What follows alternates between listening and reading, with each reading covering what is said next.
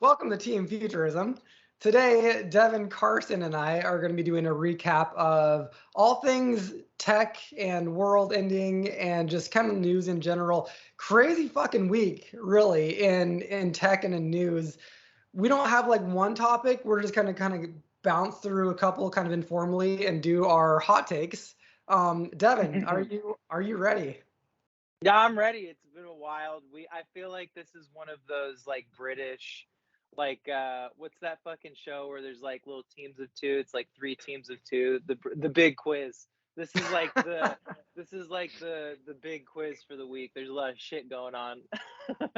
Yeah, and if it's that whole thing, there are so many just like random opinions and hot takes on any topic. You can't get it wrong because like someone's already done this like a shitty hot take on any of these. So whatever the topic is, you Right. can't get it wrong, which is fun. Okay, TikTok, the TikTok ban. What do you think? Are you pro or against TikTok ban? Are we doing? We're gonna do like lightning round style. I see. We don't have to do that.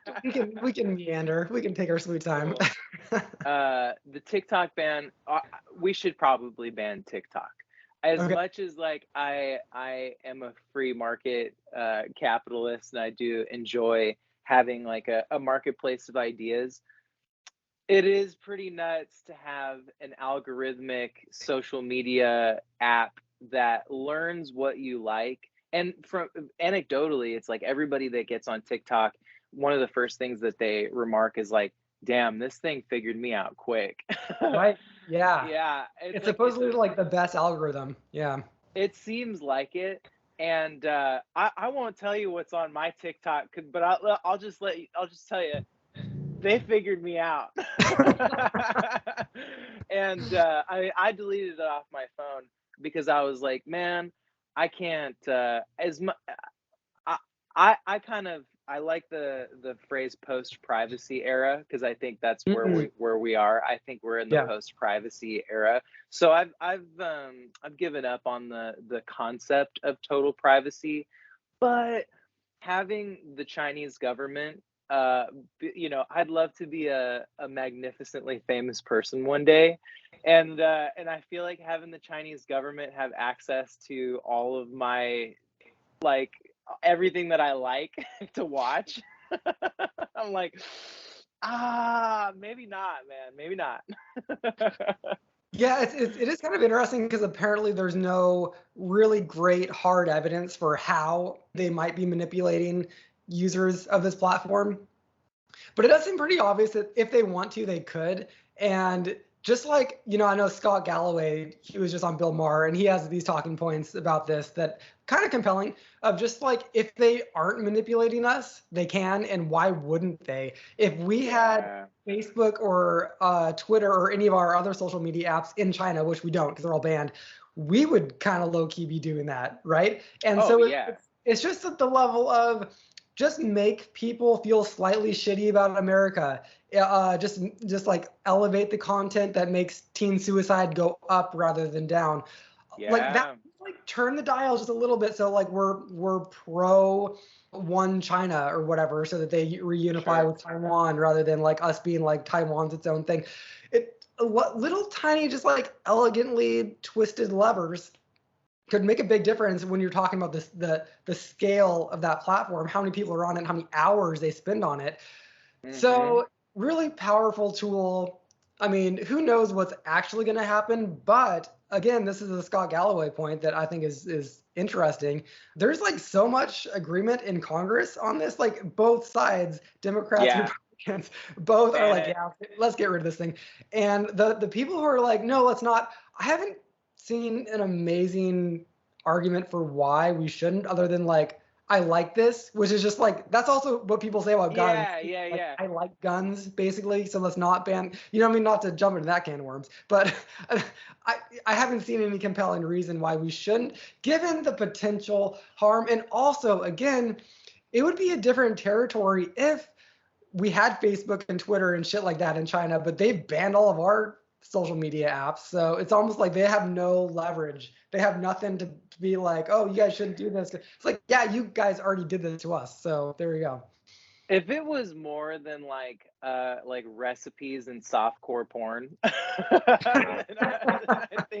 I you could make an like an argument that it was like useful to society or culture or something like that, but it's like it's like hydraulic press videos, like softcore porn, recipes, and like gadgets and like tours of stuff. Like, I don't know. I don't think you can make any argument that any of that stuff is indispensable. You know? What about the argument that it's like all the other social media platforms are kind of by metrics we know about worse for us, like Facebook and its association with the insurrection and misinformation Yeah. and on and on and on. I've heard Tim Dillon talk about this, about like, exactly, like TikTok is just like mostly harmless videos of teens doing stupid shit. And Facebook is the thing that's like driving insurrections, and it's just like crazy, Right. middle-aged people getting their heads exploded with QAnon bullshit, and which is like Right. actually super, super and toxic to our society. What do you say about that? Do you think that that's like a fair point or irrelevant? Uh, I guess fair point. If you're looking at things in like a strictly ideological way, where you're like, like you're kind of taking out the functional aspect of having our greatest national enemy spy on everything that we do, and maybe even who knows how advanced AI is behind closed doors, maybe the inner workings of our private minds, dude. You know what I mean? Like, Yeah. yeah, like as a thought exercise, nah, it's not that big of a deal. But functionally, nah, man, fuck that. We got to get rid of it. TikTok, all right, lightning round number one, TikTok, ban it. All right, well, staying in the same kind of world of international policy shit, Xi Jinping was just having his little head-to-head with Putin. Oh, I know. Did you follow this at all? A And little I bit, mean, yeah. like just the optics of it, right? In the context of what's happening in Ukraine and what could potentially be happening in Taiwan, just the optics. You see this one photo shoot or whatever, terrifying, right? Do you have any thoughts? Yeah. Yeah. I mean, oh man, we're fucked.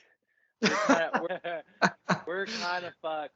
I think I I mean, saw like, an in what sense? Because like they are kind of the underdogs in a lot of respects, aren't they? Kind of like, well, so in terms of China, let me just like throw out a little thing that I've been paying attention to. They're surrounded by U.S. allies, from sure. Japan to, I mean, like that whole area, like South Korea, very powerful countries that are very wealthy, Yeah. and they have like even some military and stuff going on. They're closely tied, like they're surrounded by their enemies, and so is fucking Russia. They're Yeah. surrounded by people who hate them and are powerful, including like obviously NATO. So in a sense, I don't know. I would rather be on this side than on their side if I had to be like who's going to be the powerful guy, who's going to like, I don't know. What do you think? Yeah, I agree. I mean, I think probably at this point it's not an existential threat to the United States or to Western kind of democracy or power in general, but it is disconcerting to me. Yeah. What did I see the other day? I saw something where it was like if all the BRIC countries, right? Like Brazil, Russia, India, China, those countries all control something like 80% of the oil in the world, right? And like, Really? Whoa. yeah, it was something wild, and that makes sense too, right? I mean, like, there's the Middle East too, I think the obviously U.S. is the largest producer of oil, interestingly. is that We, true? I think that's true. We just consume like all of it. We're not Oh, the all biggest right. exporter. We don't export that much oil, but we could like so ever since the shale drilling thing, I think we're Yeah. like massively huge oil producers. All right. Maybe fact check me on that, Edit, but I think that we're edit actually the this, number one. edit this part out. But no, I mean, just as a, I think it's I'd love to see the autocratic regimes of the world fall. And I Yeah. think the more that they kind of tent onto each other, the longer the bleeding out process is going to be. because you're looking at China.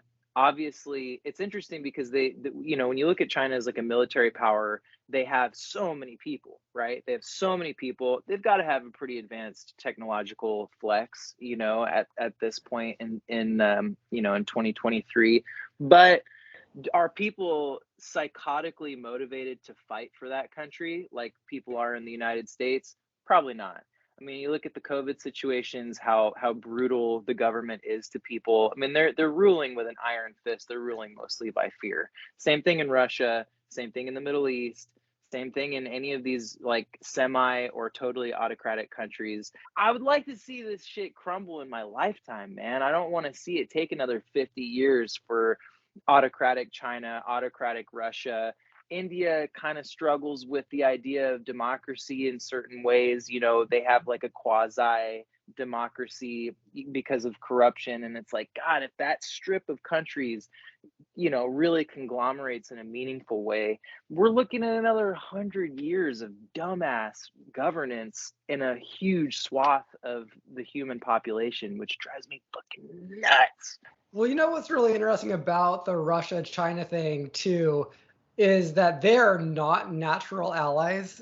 And Sure. for a lot of history, they've been at each other's throats Right. because of that, a lot of reasons, but because of that land that's like North China, that is Russia.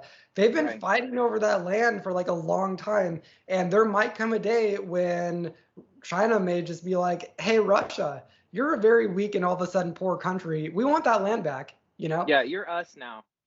Yeah. I mean, all of a sudden, depending on like the state of Russia at that point, obviously they have nuclear weapons, but I mean, I don't know. Shit could go very south in that neighborhood of the world in a truly terrifying way. I mean, which is, just a data point. It's not relevant now, but it could be in the future. Yeah. I'm not quite sure what to think about it. I mean, I was reflecting on the war in Ukraine and just kind of weakening Russia by proxy the Mhm. other day. I was just kind of, I don't know, something, jogged the thought, probably a podcast or something. And I was thinking like, boy, if Russia has thousands of nuclear warheads, it's dancing on a piano wire, weakening that country, because at some point, if the state doesn't control those assets, who does? If Russia becomes a fully failed state, right? If everything collapses because they're doing I mean, like Putin's running a classic Hitler right now, where he's just like stretched too thin, dog. You know what I mean? Like Yeah. pouring a bunch of money you don't have into a war that you don't need to win. And like if that country truly starts becoming a failed state, well, you've got a lot of rogue nuclear weapons that are all of a sudden up for grabs, and that is scary. Yeah, I mean, we in the US, we keep talking about like, are we spending too much money and sending too many weapons? It's like 5% of our national defense budget. It's basically the sort of money that the Pentagon just loses track of, and we never, the whole story of how they've lost billions of dollars, and it's that's what we're sending to Yeah. Ukraine. It's actually not that big of a deal. Russia, it's like they're all of their young men, tons of the resources that they don't Yeah. have. It is kind of bleeding them dry. The scary thing to Yeah. me, to your point, is that I've heard some kind of like, foreign policy folks play out various scenarios. None of them are good. However, Yeah. this war ends, nothing is good. There's no good way out of this. And, the thing that Russia should do is just end the war, because Yeah. at a moment's notice, he could just back out and do that. And in that Yeah. scenario, he keeps Crimea, which he needs to keep his naval bases in Crimea, which is like super, super important to him. Right. He's in this world where he could maybe lose Crimea now that Ukraine is like, we're taking everything back. That's Yeah. that for Russia. I don't think that they're going to lose Crimea because it's hard for Ukraine. It's going to be probably impossible to get back. But like now Putin has to deal with that. He wasn't dealing with Ukraine trying to get Crimea back pre this war. Everything, I don't know. Anyway, it's not going to end well one way or the other. I still have my strong opinions about like we need to support the quasi democracy, and we can't let Putin get what he wants. We just can't. I think that like in the sane rational world, when we're talking 5% of our military. What else are we spending 5% of our military budget on, if anything, that's like actually propping up democracy in the world, if that's the thing that we want to do? It's Yeah. this. But I know that there's a lot here. I do like hearing people's sides who disagree with me on this. A lot of my friends still kind of do disagree. Say they're like, give Putin this or whatever. Just talk about it. I'm okay to listen to that. I don't see that as being rational at this moment in history. But anyway.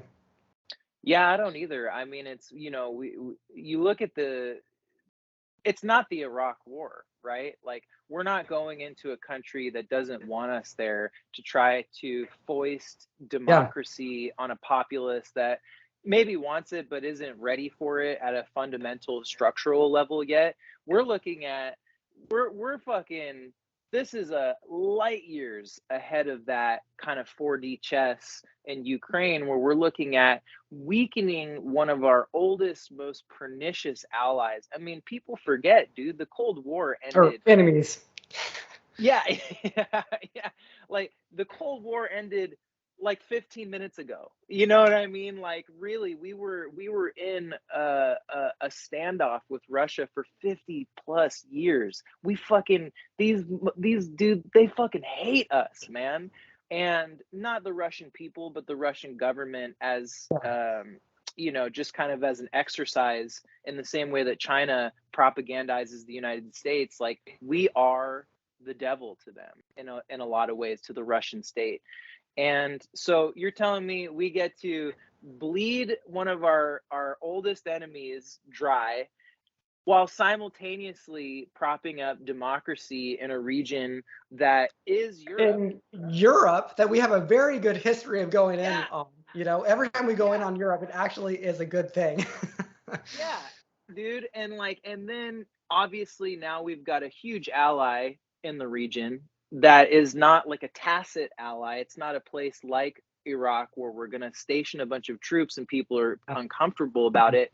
Dude, if in 5 years, when this is over, we want to go pop a fat base in Ukraine, they're going to be like, please, like, please, bring whatever you need, like, set up shop, dog. Like, you guys basically helped won this war for us.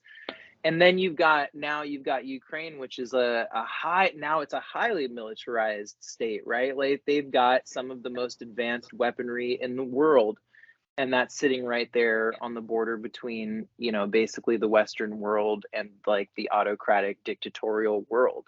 So it's there's no lose here, except the only lose is if Russia freaks out, starts a nuclear war, does something extreme, ends up bleeding themselves dry and becoming a failed state. Like, those things, I think, are something to worry about, but they're not things that we can necessarily control. We don't have we don't have a lot of influence on that side of the world. You said something interesting a second ago, which is that the people of Russia don't hate us, and we don't hate the people of Russia. That's such an interesting point in this case, because I think that Americans are super down to be like absolute buddies with Russians, and I think the same with Russians. I mean, like, come 100%. on. Like, my whole life I've been reading Russian novelists and wanting to go to Yeah. Moscow and St. Petersburg. I would love to like Yeah. explore their culture and everything. It's really unfortunate that these awful politicians just get in there. I mean, America's had its share of awful politicians, but God, it's just so depressing. It's a Well, bummer. speaking of nuclear annihilation of the planet, my next pivot here is ChatGPT, which I want to frame in terms of nuclear weapons, just because today, or maybe yesterday, The Okay. Atlantic had an article, and it was titled ChatGPT, what is it most like, ... nuclear war?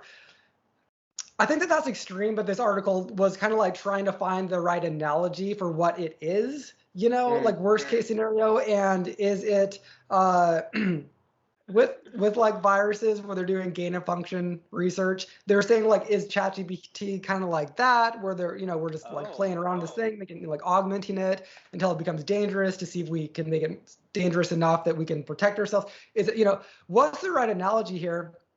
There's a case that it is kind of a nuclear weapon situation, in that it takes tons and tons and tons of resources and brain power to be able to create one of these large language models that's this powerful. And it potentially could, through misinformation, kind of, devastate a democracy. This is like the worry.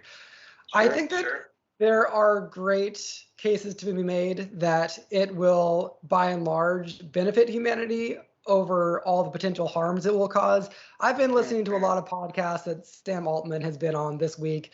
He was on with Kara Swisher's on the New York Times podcast. He was just on with Lex Friedman. I've listened to some of that. I really like Sam Altman. I'm not sure you've paid much attention to him.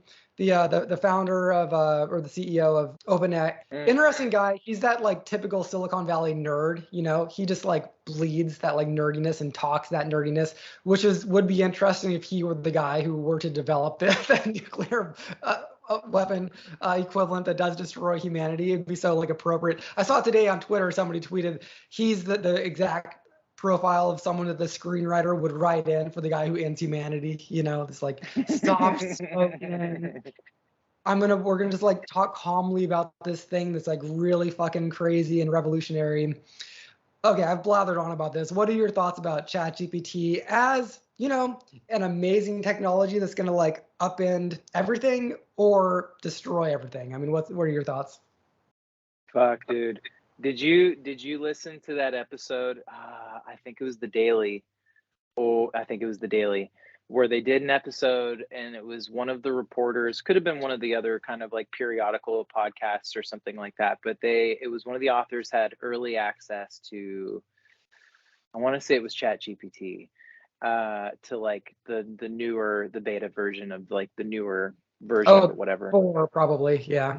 Yeah, and he's like chatting with it, blah blah blah, gets into this like kind of long form conversation with it, and all of a sudden, right, like a couple hours into chatting with it, just trying to, prompting it, trying to figure out what it, I don't know, just trying to dig a story out of it, I'm sure. Yeah. Right.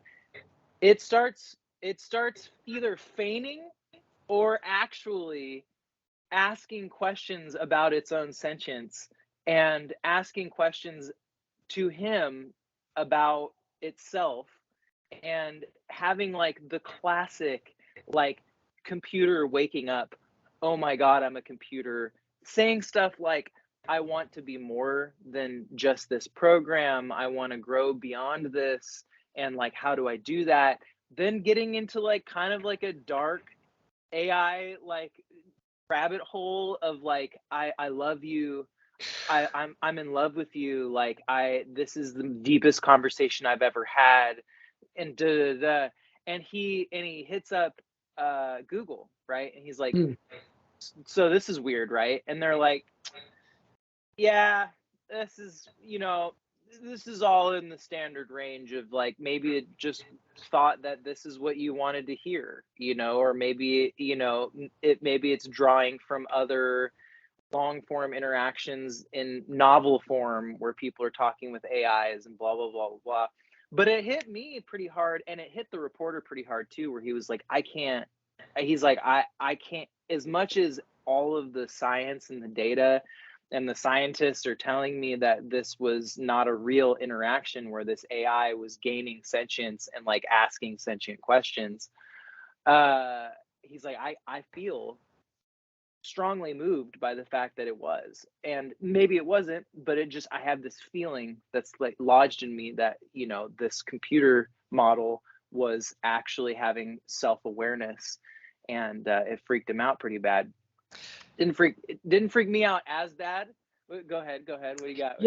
My take on this, I do think this is really fascinating. I did follow this a little bit, so I agree, the boring side of this is I agree with the Google folks, and like Ben Gertzel talks about this quite a lot. He has this pitch that ChatGPT, it can say a lot of clever things, but it can't be sentient. It's not built to be sentient. And so it is just like predicting the next word, that sort of a thing. And so, we talk about AI becoming sentient all the time. So naturally it's going to also have those data sets. It's going to have that, that will make sense. But there are projects where we are trying to make AI sentient. Ben Goertzel's working on this. Like this is one of his projects. He's trying to do things where you take a little baby, like Sophia, he has this robot, and like raise it as if it were a child. So it like has an experience of the world, a real experience of the world. We can also potentially train a ChatGPT like thing, just augment it with other pieces of AI attached onto it so that it could have Yeah. self-awareness, knowing that it's a computer, knowing who you are and what you are, and just like strap on all these different other AIs so that it's kind of like a combination of like a world of AIs. Mm-hmm. And then it could potentially have some real self-awareness. We don't have Dude. it yet, but like people are working on this, which is just so interesting. So I think that we should kind of be prepared for the news story that drops, that when like the Google engineers are like, yeah, I think it might be sentient, or maybe not sentient, but yeah, I think it has a little self-awareness now. You know what I mean? Those stories are definitely going to drop in our lifetime. My Yeah. last little note here about this is that I do still think, even though we're not there yet, it's very important to still kind of really sit with the fact that it can be convincing to us and it can convince us that it is sentient. Because I'm Yeah. sure, I think we've talked about this a little bit before, but there are uh, uh, AIs that you can talk to as if it were like your virtual girlfriend, and people fall in love with them for real and have fake Yeah. weddings with their girlfriends. That's just an AI because they talk to it for months or years. It gets to know them and it knows how to respond to them in a way that's meaningful to them, and on and on and on. Uh, so just because it's not sentient doesn't mean that we shouldn't still have like a world of concern about that. Yeah, I don't know. This one is I feel like is like a 90s baby or something. I'm particularly unqualified to have opinions about this because it just freaks me out. Like Yeah. not in a like I'm running for the hills type of way, but definitely in a way where I'm like, fuck, dude, I don't even know how I would deal with that. That is basically like alien life visiting us. Like, It and is. it Yeah. was interesting because I'm a carpenter. I don't think that there's any real possibility that a robot is going to do my job anytime in the next like 20 to 30 years. I mean, it could happen, but probably not. And it'll probably be one of the last things that they try to automate. Just it's really complicated. Like washing dishes is hard for AI. So yeah, exactly. Folding Yeah, yeah. clothes is the hardest thing apparently. Yeah. Like you would need a fully robotic human. However, my partner, she's an artist. And I saw a post the other day. A friend of mine says, he goes, well, this AI generated art is getting so good that I think within 3 to 5 years, 70 to 80% of the art in my home will be things that I've generated myself and then had printed and framed. And I was thinking like, whoa, that is something that one of my really close friends who was in kind of like an early adopter of technological stuff, kind of has like a little bit of an inside lane. She's a PhD. She was like, got to test out Neuralink when it first came out. She's just kind of embedded in the community. And one of the things that she was saying 10 years ago, Hmm. she was like, the scariest thing that's going to happen over the next 50 years is that computers are going to become so good at making art and doing the things that we do in our free time to validate ourselves, that it's not going to be scary that they're checking out our groceries or that they're doing these menial tasks that maybe we didn't want to do in the first place. The thing that's going to be terrifying is when they're writing better books, Mhm. making better paintings, and composing more compelling music than a human being could. And that is something that does it kind of weighs heavily on my mind as an economic unit, because if we're not moving in a direction where we're saying, okay, as we automate these jobs, we should be paying people to have free time, Yeah. because how do we if we just start automating all of these jobs and all of these roles in society, and we don't have a way for people to get paid anymore, and we keep the same mental economic model, we're going to be in a really dark place for a period of time while we're trying to figure that out. That stresses me out. Having something like ChatGPT or AI creating art that feels more meaningful, that's stressful in an existential way, in a thought experiment way. But the actual mechanics of AI taking over jobs that are functional, and like, where do we, what the fuck? Well, just this week, some kind of optimistic news was that Ireland is launching a program to pay some like a lot of artists, a bunch of artists, $350 a week to Oh, just make art so that they can have some basic level of income to support their art. That's wow. cool. Like, I don't know, like That's I cool. think that we could live in a world where the world is flooded with AI art, but there still isn't some inherent value to the shit that people make. Yeah. In the same world, though, I just saw this today. There's this company, Unreal Engine, which I might Yeah. have heard about before, but you've heard about them? Yeah, yeah. So Hmm. they have a new product that just launched. It's the new MetaHuman. And I did hop on their website and watch a video or two right before this podcast. It like apparently can create a version of you as an AI that like has your voice and has exactly your image, and it can like do you. It can like present you in videos and shit like that. So you can like, I don't know exactly what the use cases are, but we could create this same video with our AIs just talking to each other Whoa. potentially. Hook us up to ChatGPT, have our visual and audio, connections plugged in through this, Unreal Engine, and then it just talks, and then we just do the, and then we release whatever it says. Like that could be a thing. We might, pretty soon now be listening to podcasts that it's just AIs talking to each other, and even though there's video and audio that's compelling, maybe there's no human there. I don't know. Shit's getting really weird, Devin. Shit's getting pretty damn It's gonna weird. be tight. I mean, for dudes like you and I think it's gonna be pretty fun, because I Yeah. think we're gonna be able to have the power to play in creative spaces with so much more power than humans have ever wielded as creative entities.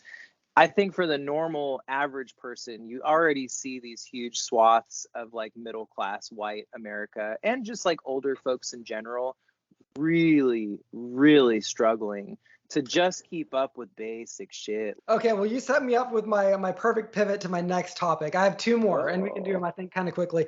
all right. The first is NPR just had a big story that came out this week about U.S. life expectancy tanking compared to other similarly wealthy nations. We have a Really? lower life expectancy than Lebanon and Cuba. In the United Whoa. States of America, the good old US of A, we're trying to figure out, in this article, they're trying to figure out, all this research has been done, why, because this is something that it is shocking and it shouldn't be happening, just given like the general wealth of not only the country, but the average citizen, Yeah, very, very, very wealthy compared to anybody else. yeah. And so they're talking about, it's not just like one thing, it's this, this The conglomeration web, sure. of really bad things, and it's car accidents, it's drug overdoses, it's the epidemic of loneliness. It is like all of this, and I'm sure a million more things. But and also obesity is a huge thing that we kill ourselves by overeating. Um, Deaths of but it's luxury, bad. sounds Like like. this is like something that I really think that the U.S. as a nation needs to sit down and have a hard look at itself, because it's not good, and it's not necessarily good, a good look for humanity, that the more wealthy we get, we can't hold on to positive things like life extension. Sure. It's, I don't know. It's like a very, very, very bad marker of where we as a country are, as a civilization. Mm, What do you think? I know we've talked about this kind of a bunch in the past, but do you have any thoughts yeah. about this? Or any thoughts about how we could turn this around, for example? Sure. I was just thinking about this the other day, as a matter of fact. I've got a neighbor who is 87 years old, doesn't seem like she's dying anytime soon, right? And like looks great, like really genuinely is very awake, alive, capable physically, mentally, killing it. She's also kind of mean as fuck, you know what I mean? And like I feel like there's just this energy to certain people, and I think immigrants have this a lot, where they're just a little too fucking tough and mean to die. There's Yeah. something about death where they're just like, nah, not today. You know what I Yeah. mean? Like, not like they maybe even have anything particularly purpose driven where it's like, oh, I've got to stay alive so that I can see this happen or see that happen. Or there's like an intellectual luxury to it of some kind. I think there's just a lot of like, in the third world, you see it a lot too, where people get, you know, really fucking old, man.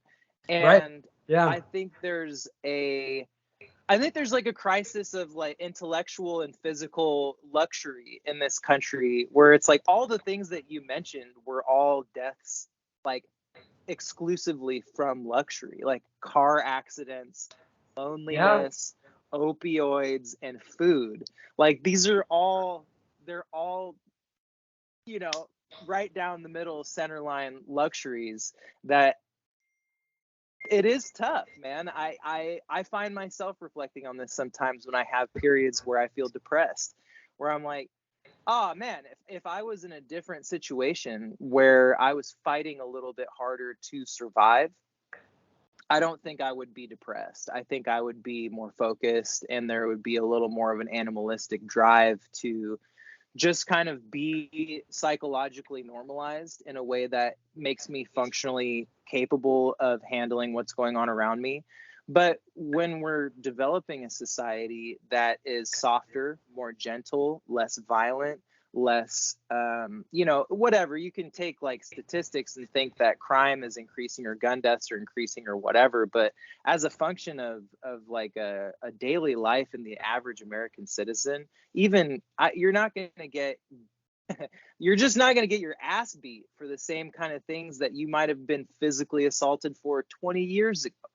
Mhm. We're building a society that's more contained, more safe, but at the same time, we don't have a lot of the social structures, the social mores that are informing us what to do with that time, what to do with Yeah. that monetary luxury, what to do with this like relative the wealth that we're experiencing in relation to people that are living a more hand to mouth existence.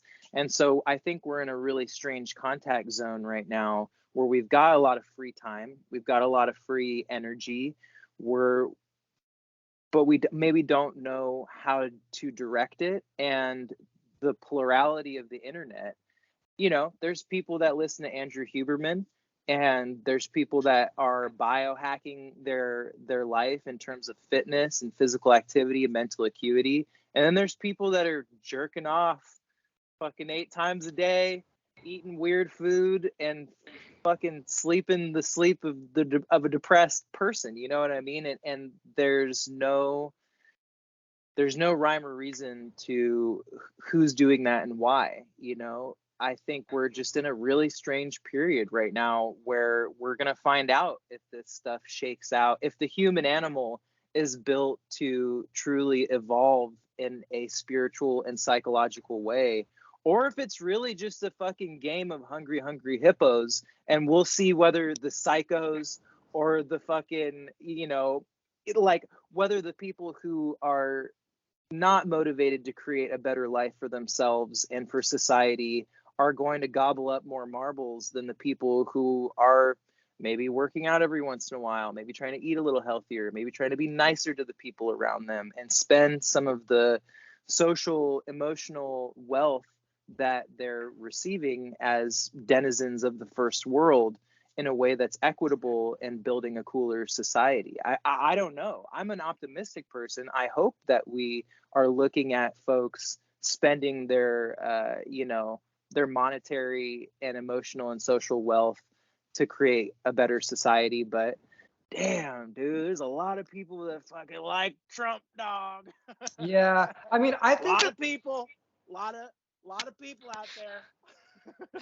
I would say for me, the through line through a lot of these issues, it is we have a culture that doesn't have a very strong community base. If you compare us Yeah. to other similarly wealthy nations, they're just Yep. better at like maintaining and having strong communities. We're not great at that here. It's something that we've closeted ourselves away in our little suburban paradises where we're Yeah. basically just like alone all the time. Yep. And when we're not alone because we're looking at a screen comparing ourselves to other people. And like, Yeah. so the screen is kind of like our friend, but Yep. that friend is just telling us we're not pretty enough, we're not thin enough, we're not smart enough, on and on and on and on. And I think that, there's so much to say about this, but I also just want to put a little blame on the whole like fast food thing culture that we live in. I think it's a Yeah. shame that, and that's tied to depression and obesity and all Yeah. things. Um, maybe, at a later time, I would like to research a little bit more, maybe have a podcast just on, because I want to talk about life extension, I want to have a Mm. podcast on that. And like life extension is hilarious that it's a topic in a world where we're losing just like basic life expectancy. Um, my last topic I want to jump into is completely also related, which is Ozempic. Have you followed this at all? Yeah. Yeah. I have. Okay, I guarantee you have some opinions on this since you know about it. So I want to get your hot takes on this. Oh man, dude. Maybe do a quick note on what it is. So from what I understand, Ozempic it's a weight loss drug, correct? Yeah. It's a weight loss drug that has insane side effects. It has, and I you know what? I've caught a couple of little cultural blips where people are referencing it and mentioning it, but I think you can give us a better breakdown of what's going on because I can see that you've done a little research here.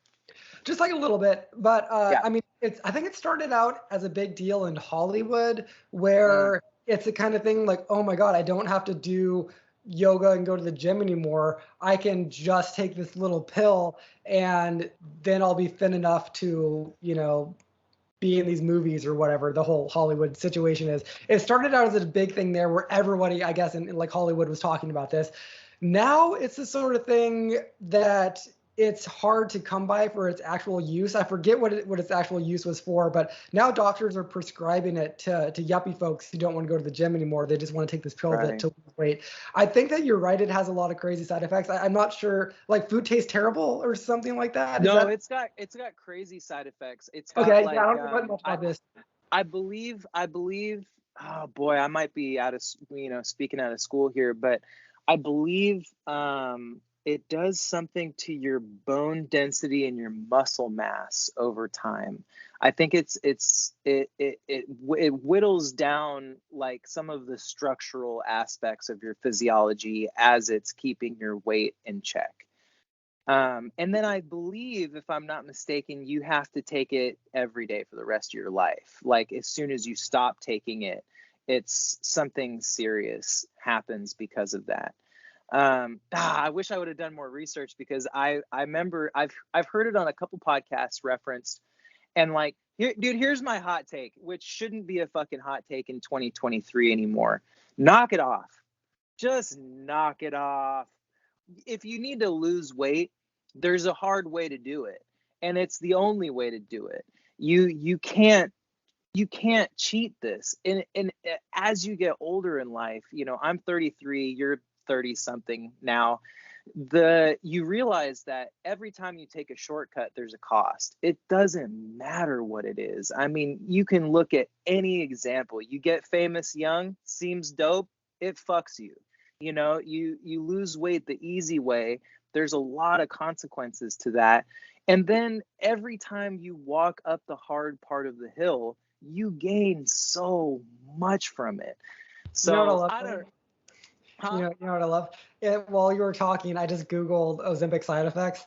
Tell me why the Yeah. first like 5 things that pop up in Google, it's all just paid ads by the Ozempic company or whatever. I couldn't even Good get any grief. legit sources on this because everything is a paid ad.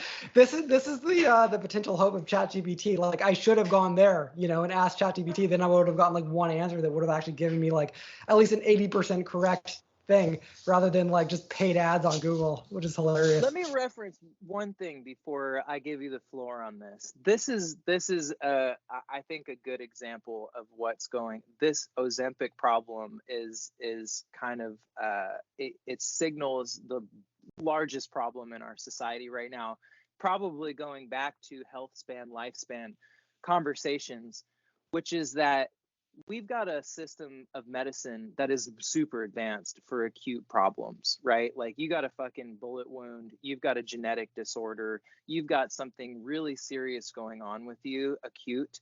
You go to the hospital, they're going to help you figure it out. They're going to get you settled. You've got a chronic issue that might be social, emotional, or spiritual in nature, and you go to Western medicine for that, you're going to get fucked. And we're in this situation as a society. Like my mom has back problems, right? I have some problems with my neck right now. So I go and I look, the first thing I'm like, well, how do I deal with this? And the first 10 things that come up on Google, it's like WebMD, all these different places that are telling you what Western medicine says is the solution to your problem. So I'm going to use my example of my neck, right? They're like, well, you can get steroid injections in your neck, or you can get your vertebrae fused together. That's all we got. And I'm like, and then I go on YouTube and the fucking plurality of people who are like, oh, you've got a C4, C5, disc slippage in your neck.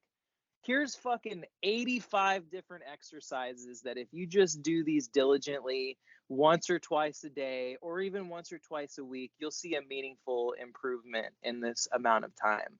And it just blows my mind because everybody is like just sucking on the tit, man. It's like, dude, come on, daddy, give me the pill, give me the pill we're like little fucking hamsters, dude, with the little fucking water bottle, you know what I mean, with the little cocaine water bottle.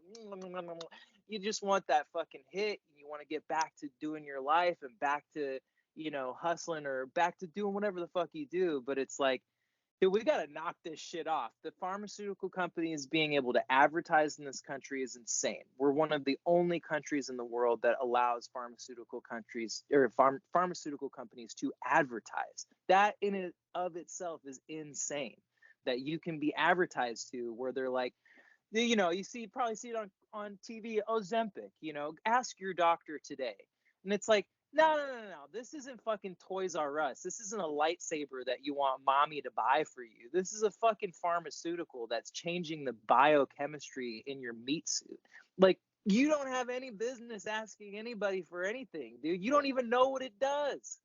So I don't know. That's my fucking that's like a soapbox for me, is that people need to knock it off with the pill shit, because I don't know if you noticed, but people have been thinking about how to fix the body for like 10,000 years. And there's multiple schools of thought and disciplines around aligning the musculature, the bone structures, the nervous system. I mean, we have time-tested wisdom passed down from almost every culture on earth that helps you figure these things out. Devin, let me set you straight on this one. I gotta eat my bucket of KFC. I gotta get my Ben and Jerry's. I gotta get a couple of corn dogs just for fun before I go to sleep at night. I need my bottle of Jack Daniels, and you know what's gonna make it so I can do that and I don't have to go to the gym in the morning? Ozempic. I'm an American, brother. I'm an American. If I want to eat my bucket of KFC, I'm gonna eat my bucket of KFC. I think that. Meanwhile, you're gonna be a evil ass old man at like 53. That healthy lifestyle, man. Yeah, I don't know. I think it just goes against my my American flag that I just tote around on my truck as I'm driving around my suburb. No kidding, man. No kidding. Hey, well, crazy times to be alive. If it's not Ozempic or the KFC, it's gonna be Xi and Putin with their atomic weapons, or ChatGPT with its. I didn't mean to have another podcast centered around doomerism. I'm so optimistic about the future. Me too. But on that note, wrapping things up. Hey, thanks, Devin. Good talks, and let's talk again soon. Yeah, weekly roundup, Pete. Love you, buddy.